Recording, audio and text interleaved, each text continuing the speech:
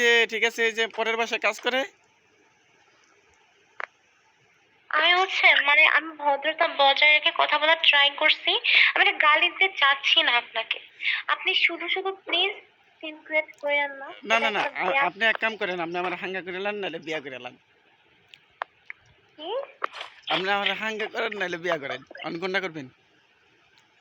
আপনি তো ফাজিল মিয়া। আপনি যে ফাজিল এটা তো বোঝা যায়। আরে আমি ফাজিল না। একটা কথা বলবো শোনো। আ রোজার সময় খাই আমরা শসা, আর রাইতে আমাদের কামড়া হলো মশা, তাই আমরা টানাই হলো মশুরি। তুমি কি জানো প্রিয়, তোমার মায় লাগে আমার শাশুড়ি? চালাক। এখন ওইটা বড় কথা না, বড় কথা তুমি আমাকে এক কাম করো, বিয়া করবে না টাকা দিবা?